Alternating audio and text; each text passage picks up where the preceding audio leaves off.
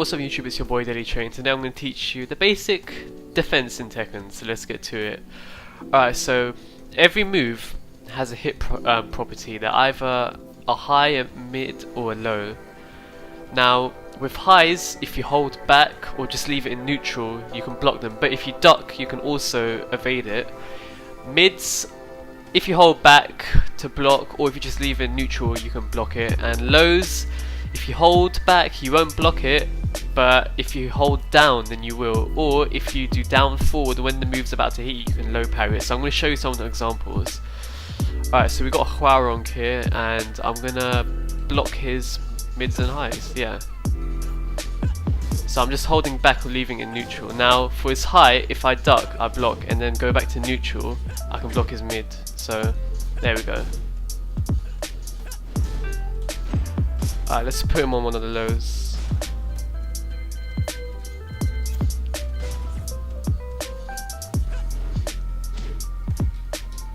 There we go. Alright, so I'm holding down now and I'm basically blocking his low. But if I want to low parry it, I'll do down forward as soon as he... Let's see. There we go. So as soon as he's about to hit you, input down forward and you'll low parry it, which can lead to a combo. There. Now the thing with low parries, I would only use them if you're 100% confident you know what the opponent is going to do, the exact same move that's a low. So like for example, if Hwarong does his low and you know the move like through muscle memory, you know when it's going to hit, you know how it's going to hit, then do a low parry. But if you don't know the move and you try and do a low parry, the low's going to hit and then yeah, basically you've lost about 20% of your life. So with lows that you don't know, because obviously beginners don't really know about lows, low parry and all this, I'll just block the lows for now.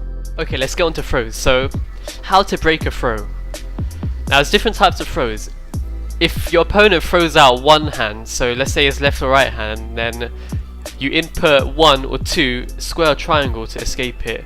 Now if they throw out both of their hands at once, then you press 1 and 2 at the same time, so triangle and square at the same time together to escape two-hand throws. So one-hand throws, let me use Hwarong as an example. He's going to throw out a one-hand throw, so like that. Now I press square or triangle when he grabs me and I can escape it.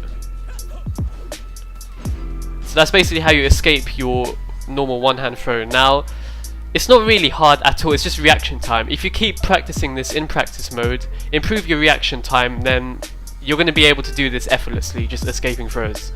Alright, let's put him on two-hand throw now. So I press square and triangle at the same time, 1 and 2 at the same time. And I can escape his throw. There. Like literally, all it is reaction time. Just keep training this with different characters' throws and then you'll start doing this effortlessly. You'll escape throws effortlessly. It's really not that hard.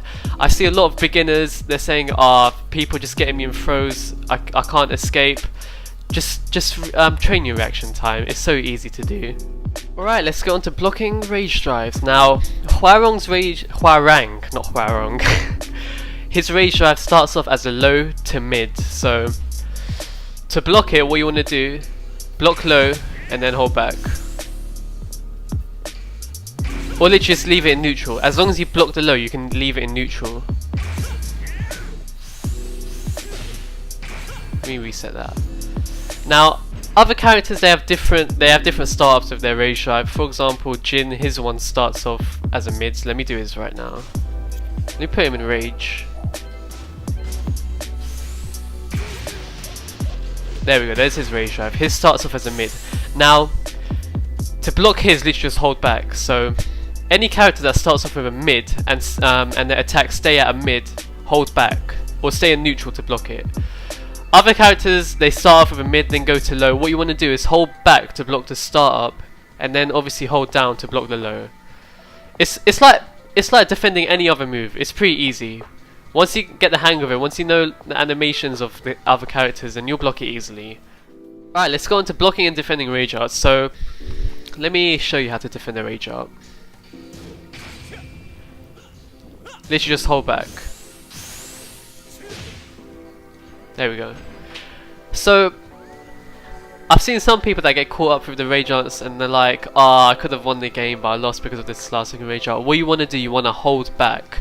Either hold back or stay in neutral, because most characters, their rage arts are mid, which means if you just block it like a normal move, then it won't hit and they'll lose their rage. Now Hwoarang has an exception because his rage art pushes back, so it's safe, which means you can't attack him after he does his rage art, even if he misses. Lucky Chloe, her rage art starts off as a low, which means you're going to have to duck to block her rage art. So just hold down and you can block her rage art like that. Jin,